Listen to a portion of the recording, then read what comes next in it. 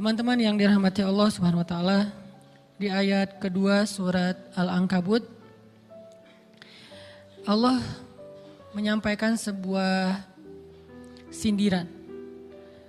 Allah nyindir dengan bahasa, emangnya manusia pikir Allah akan biarin aja mereka mengatakan kami telah beriman, sementara mereka tidak diuji.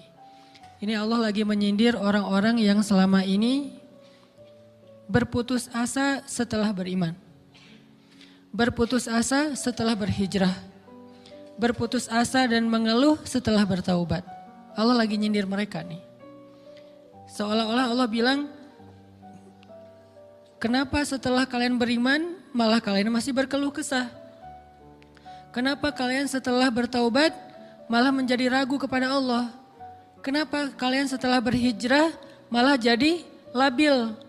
Bukankah harusnya setelah kalian menyatakan kami taubat, kami hijrah, kami beriman, harusnya iman kalian makin mantap? Dan bukti bahwa iman kalian mantap apa? Bahwa ketika kalian diuji, kalian sama sekali tidak goyah.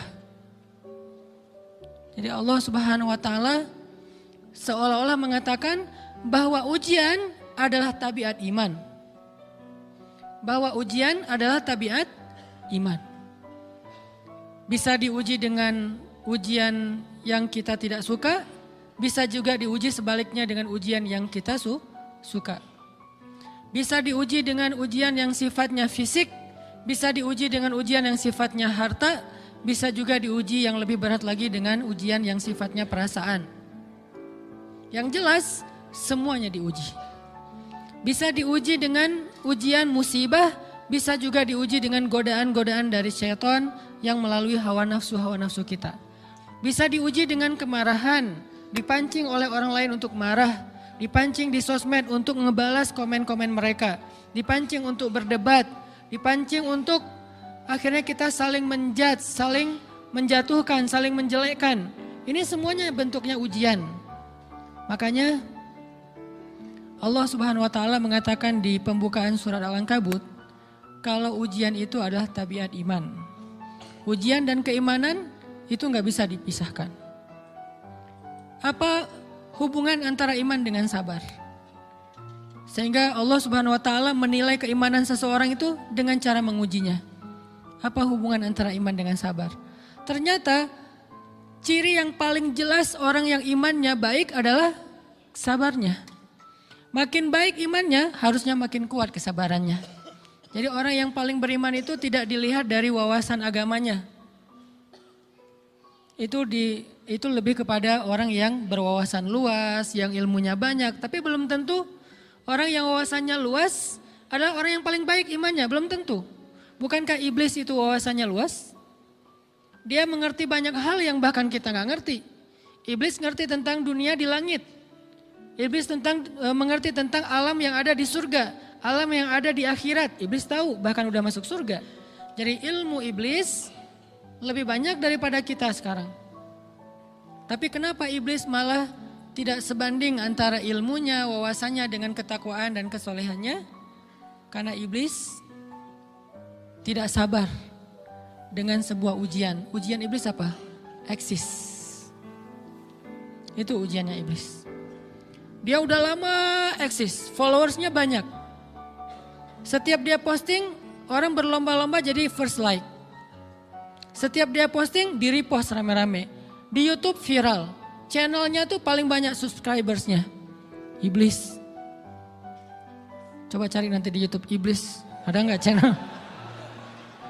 Itu udah viral banget loh. Eksis banget. Tiba-tiba datang pendatang baru. Muncul pendatang baru. Pendatang baru ini tiba-tiba melejit. Followersnya langsung nambah. Kejar-kejaran akhirnya disalib.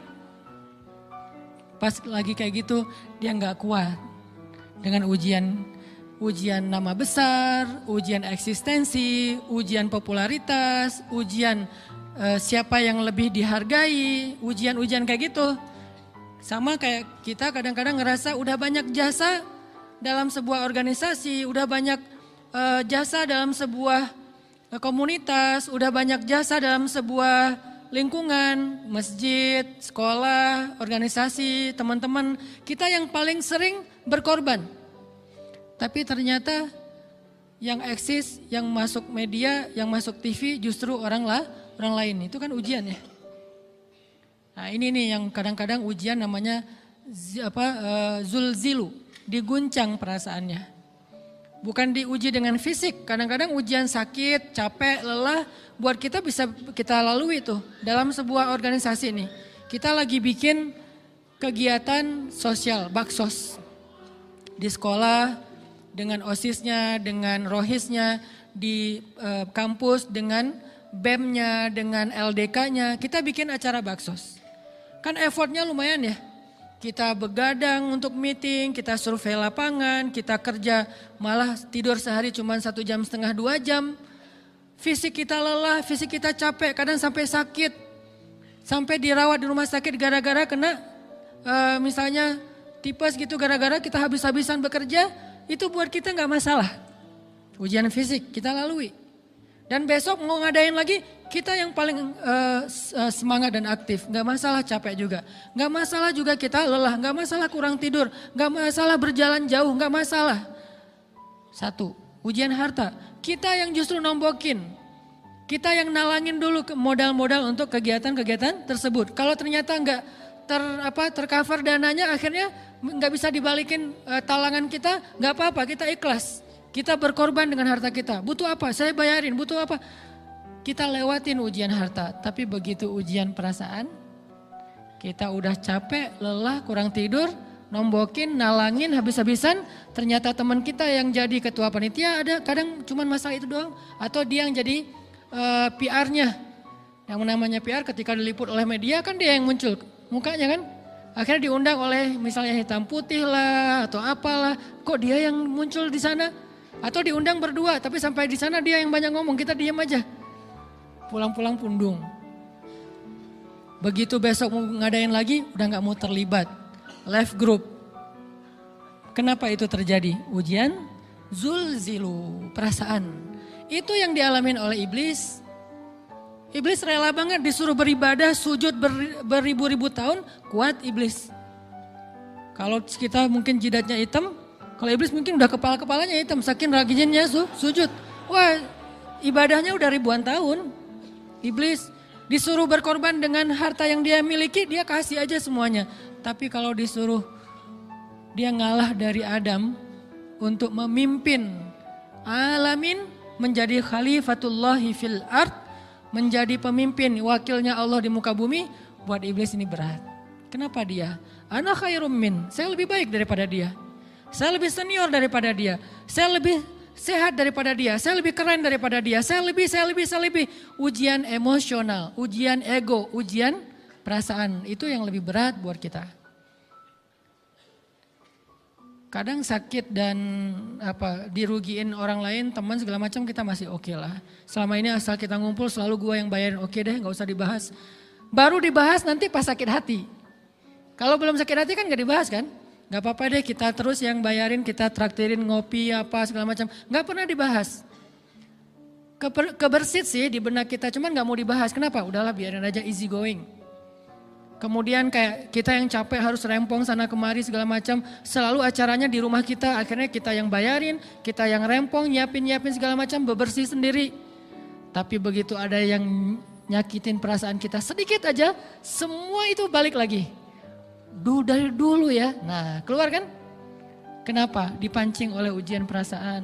Jadi ternyata yang paling berat itu adalah zulzilu, diguncang perasaannya. Kita kadang-kadang habis-habisan buat seseorang, gak masalah.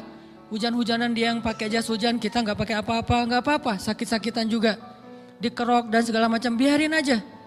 Kalau perlu misalnya kalau bannya lagi kempes, dia naik Grab, kita dorong-dorong motor terus cari tempat segala macam sampai tengah malam. Gak apa-apa deh buat dia. Apa sih yang gak buat kamu? Begitu dia selingkuh, keluar semuanya. Mulai list report keuangan. Wah dulu sekian, sampai uang receh-receh juga dihitung kan ya. Kenapa bisa kayak gitu? Perasaan kan? Nah ini nih yang kita coba belajar. Mungkin malam ini kita lebih banyak membahas tentang sabar terhadap ujian perasaan. Karena banyak macam-macam ujian Nah, gimana kita memanage perasaan kita, gimana cara kita merecovery perasaan kita dengan bab sabar. Insya Allah nanti akan kita lanjutkan setelah selesai sholat isya. Barakallah. Bismillahirrahmanirrahim. Teman-teman yang dirahmati Allah Subhanahu wa taala, kita lanjutkan tentang masalah sabar. Terutama sabar zulzilu, ketika kita diuji dengan ujian ego, marah, perasaan, sakit hati, yang kayak gitu-gitu. Ini ujian jauh lebih berat daripada ujian fisik dan ujian harta. Termasuk rasa cinta, rasa benci, kadang itu menjadi ujian. Kenapa ujian bikin kita jadi tidak lagi logis, nggak realistis, dan kadang-kadang mengabaikan hal-hal nilai-nilai yang kita selama ini pegang sebagai satu kebenaran. Kita ngabaikan batasan-batasan syariat. Ini semuanya ujian dari Allah Subhanahu wa taala. Sehingga tidak disebut orang yang beriman kecuali ketika Allah Subhanahu wa taala melihat dia sabar dalam ujian. Kalau dia nggak sabar dalam ujian, malah di dalam pembukaan surat Al-Ankabut tadi Allah menggolongkan mereka termasuk orang-orang yang munafik. Apa arti yang orang munafik? Orang yang mengaku beriman tapi sebetulnya dia tidak beriman. Apa salah satu buktinya? Dia tidak sabar. Jadi kalau kita mau menilai diri kita mukmin atau munafik, dan ini bukan materi untuk menjudge orang lain. Oh ternyata dia itu munafik, bukan. Lagi-lagi konsep kita belajar itu angle-nya untuk diri kita sendiri. Saya sangat tidak merekomendasikan kita belajar untuk mendapatkan kaca pembesar, mencari-cari kesalahan saudara kita. Tapi kita belajar untuk semakin bisa bercermin untuk menemukan aib dan kekurangan diri kita. Jadi semakin kita tahu ilmu agama, semakin kita tahu ayat dan hadis, semakin kita punya cerminan untuk menilai diri kita dan memperbaiki diri kita. Bukan nyari kaca pembesar untuk memperjelas aib-aib dan kesalahan orang lain. Kalau kita pengen menilai diri kita ini orang yang mukmin atau munafik, caranya lihat aja kita sabar nggak nih, terutama dalam masalah emosional. Dalam masalah ego, dalam masalah marah, dalam masalah hawa nafsu, dalam masalah perasaan cinta, dalam masalah benci segala macam. Masih bisa nggak kita adil bahkan kepada orang yang kita benci?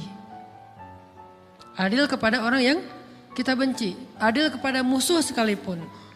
Bahwa jangan sampai kita gara-gara nggak suka kepada seseorang, kita berlaku zalim kepada dia. Jangan. Ini berarti kita harus ngelawan ego kita sendiri. Ego untuk memaafkan orang lain, ego untuk bisa melupakan kesalahan orang lain, ego untuk bisa berlapang dada dengan hal-hal yang gak nyaman daripada orang lain. Ini adalah ujian yang paling berat. Di situ kita bisa lihat kita nih mukmin atau munafik. Kalau gak pernah sabar sama sekali dalam masalah ego, dalam masalah emosional, berarti jangan-jangan kita tergolong di antara orang-orang yang kata Allah, wa ma hum bimu'minin. Mereka bukan orang yang beriman. Kata Allah di surat Al-Ankabut, mereka itu adalah wala ya'lamannallahul munafikin, orang-orang yang munafik. Nauzubillah min dzalik. Kalau kita merasa pernah sabar terhadap emosi kita, sekarang kita lihat sesering apa kita sabar terhadap emosi kita. Maka derajat seorang mukmin tergantung tingkat kesabarannya. Ada yang orang sabar hanya kalau disakiti dengan satu kata. Ada yang sabar dengan satu kalimat. Ada yang sabar dengan satu paragraf. Ada yang sabar dibully rame-rame juga dia sabar. Berarti lahum darajatun inda rabbihim. Orang beriman juga bertingkat-tingkat. Dan tingkatan itu tergantung tingkat kesabaran kita dalam menghadapi ujian, salah satunya ujian emosional kita, perasaan kita.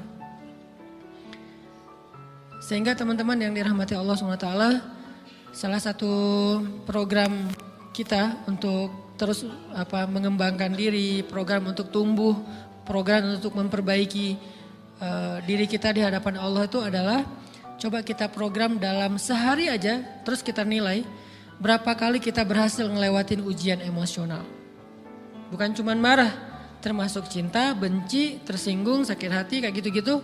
Berapa kali kita bisa berhasil melewati itu dalam sehari? Gak usah seminggu, sehari aja. Di jalan, sama temen, di grup WA, di IG, di Twitter, di mana gitu. Coba kita lihat berapa kali kita bisa menahan diri kita dan bersabar. Bukan berarti tidak respon ya, bukan berarti pasif. Kita bisa merespon tapi dengan cara yang elegan. Kita bisa merespon tanpa harus memperlihatkan emosional yang meledak-ledak. Bukan berarti ketika disakiti orang, dihina dan segala macam kita diam aja. Gak selalu kayak gitu. Kadang-kadang kita perlu merespon untuk mengklarifikasi, tabayun kalau kata orang-orang yang dalam ilmu fikih. Kita harus tabayun. Tapi tabayun dengan marah itu beda. Tabayun dengan mencela itu beda. Sehingga kita mencoba menahan diri berpikir, aduh capek kalau gitu. Tapi kan ini bagian dari pembelajaran. Makin terbiasa kayak gitu, terbiasa elegan, maka otomatis jadi nggak terlalu repot lagi. Kan awal-awal bersikap pengen yang bijaksana, yang elegan, yang dewasa, itu kan kadang-kadang harus diusahain ya. Karena belum mengkarakter, harus mikir dulu gimana ya sikap yang paling dewasa, gimana ya sikap yang paling bijaksana, gimana ya sikap yang paling wise, gimana ya sikap yang paling elegan, masih mikir. Tapi setelah berkali-kali kita latihan, lama-lama itu menjadi spontanitas kita. Dan kalau udah bisa kayak gitu, insya Allah kita sudah mulai meniru nih akhlak Nabi Muhammad SAW. Ini ujian perasaan banget. Kalau tadi saya ngasih contoh diselingkuhin itu sebetulnya cuman bercanda ya. Karena diselingkuhin ini pastinya bukan ujian, tapi musibah. Pengkhianatan ya, tidak ada tempat. Gimana kita ngelawan perasaan kita kalau lagi kayak gitu? Gimana kita ngelawan perasaan kita kalau lagi diuji? Gimana cara kita bersabar? Karena iman dan sabar itu bisa dibilang satu paket. Gak disebut orang beriman kalau gak sabar. Dan insya Allah orang yang sabar itu adalah ciri-ciri orang beriman. Gak mungkin disebut orang beriman kalau gak sabar. Kita pikir memang iman itu hanya ucapan. Kalau iman itu cuma ucapan, inna sholati wa nusuki wa mahyaya wa mamati lillahi rabbil alamin, gampang. Kalau iman itu cuma ucapan, hasbiyallah wa ni'mal wakil, gampang. Kalau iman itu cuma ucapan, la haula wa la quwata illa billah, gampang. Kalau iman itu cuma ucapan, iyyaka na'budu wa iyyaka nasta'in, gampang. Tapi Allah mengatakan, wa ma hum bimu'minin. Ahasiban nasu ayyutraku ayyakulu amanna wa hum la yuftanun. Emangnya cukup dengan hanya mengatakan kami telah beriman lalu tidak diuji? Ternyata iman adalah sabar dalam ujian. Jadi enggak mungkin orang disebut beriman sementara dia tidak sabar, sementara dia emosional, sementara dia temperamen, sementara dia orangnya meledak-ledak, sementara dia orangnya mengeluh, sementara dia orangnya berputus asa. Enggak mungkin. Karena ulama mengatakan la tayasu. La tayasu, jangan berputus asa. Fa innal ya's laisa min akhlaqil muslim atau mukmin.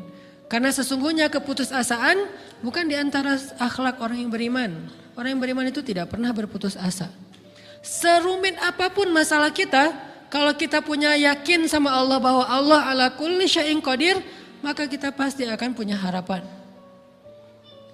Kalau kita yakin bahwa Allahu Akbar, sebesar apapun masalah kita, Allah lebih besar daripada masalah kita kan? Bukankah kita mendengar Allahu Akbar, Allahu Akbar. Ada gitu yang lebih besar daripada Allah? Harusnya kita tidak pernah berdoa kepada Allah sambil mengatakan, ya Allah saya punya masalah besar. Itu sama aja dengan kita ngeledekin Allah. Sama aja kayak kita datang ke teman kita bilang gini, saya mau pinjam duit. Enggak akan banyak kok, saya tahu kamu kalau kebanyakan kamu enggak akan sanggup. Kan enggak mungkin kita ngomong gitu kan ya. Saya lagi banyak hutang nih. Saya mau minta tolong sama kamu. Insya Allah saya enggak akan minta seutuhnya. Saya tahu kamu juga kurang duitnya. Saya minta dikit-dikit aja lah. Kan enggak gitu kan cara kita minta tolong. Sama aja kita doa, ya Allah saya punya masalah besar. Ngomong ke Allah punya masalah besar. Kalau kita ngomong ke manusia kayak gitu wajar. Tapi ke Allah, ya Allah saya punya masalah kecil nih. Apa? Ada hutang sedikit, berapa? 100 M. Allah kan ghaniyun, maha kaya. Jadi jangan pernah mengatakan 100 M itu besar di hadapan Allah. Kita ngeremehin Allah banget. Bukankah Allah maha kaya? Jangan pernah mengatakan bahwa musibah kita, ditinggalkan orang yang kita cintai, dibully seluruh dunia itu besar di hadapan Allah. Bukankah Allah cukup buat kamu, kata kamu? Inna sholati wa nusuki wa mahyaya hasbiyallahu ni'mal wakil. Jadi Allahu Akbar. Sehingga kalau kita berdoa, ya Allah saya punya sedikit masalah. Bukankah Umar pernah mengatakan, ya nafsi, idza daqat alaikid dunya, fala taquli ya Rabbi indi hammun kabir, faquli ya hammun indi rabbun kabir. Wahai jiwaku, kalau kamu merasakan kesempitan, kegalauan, bingung, sakit, jangan pernah kamu mengatakan ya Rabbi saya punya masalah besar. Tapi katakanlah wahai masalah saya punya Rabb yang maha besar. Iman dan harapan, berharap itu nggak bisa dipisahkan. Iman dan sabar itu nggak bisa dipisahkan. Iman dan berserah diri atau menyerahkan urusannya, tawakul atau kita nyebutnya tawakal, nggak bisa dipisahkan. Bagaimana kita mau menyebut diri kita mukmin sementara kita nggak sabar ketika diuji dengan perasaan? Alhamdulillah kalau kita selama ini masih bersabar dengan ujian fisik. Ujian fisik yang setiap hari kita alamin apa? Lelah, capek, pulang kerja, pulang sekolah, pulang dari kampus, ngaji. Capek kan? Belum lagi macet-macetan, belum mandi pula. Dari tadi pagi, dari semalam kurang tidur, dan segala macam. Lelah, capek, ngantuk. Kadang-kadang sampai drop kesehatan kita. Kita bisa lalui itu, gak apa-apa capek-capek juga, yang penting saya pengen belajar. Jalan nih jauh-jauh, ada yang dari Sumedang, ada yang dari Lembang, ada yang dari Banjaran, dari mana-mana datang pengen ngaji. Jarak jauh gak apa-apa, macet gak apa-apa, lelah gak apa-apa, habis duit gak masalah. Tapi sampai di sini kesenggol dikit aja sama teman kita, dalam ucapan mungkin, dalam ekspresi kadang-kadang kita senyumin gak dibalas senyum, atau mungkin hal-hal sepele. Itu bikin seolah-olah amal kita yang udah habis-habisan tadi jadi berkurang sampai habis pahalanya. Ujian perasaan. Kadang-kadang datang ke sini nggak ada rasa tidak nyaman sedikit mungkin dengan teman kita atau dengan orang yang di sebelah kita. Akhirnya kita merasa tersinggung, akhirnya kayak jadi berlebih-lebihan. Di tangga, di pintu, pas keluar, di tempat wudhu, di mana. Hal sepele sebetulnya, tapi mengganggunya bukan fisik kita. Yang terganggu bukan harta kita, tapi yang terganggu perasaan kita nih, rasa nyaman kita yang terganggu. Seolah-olah hilang semuanya.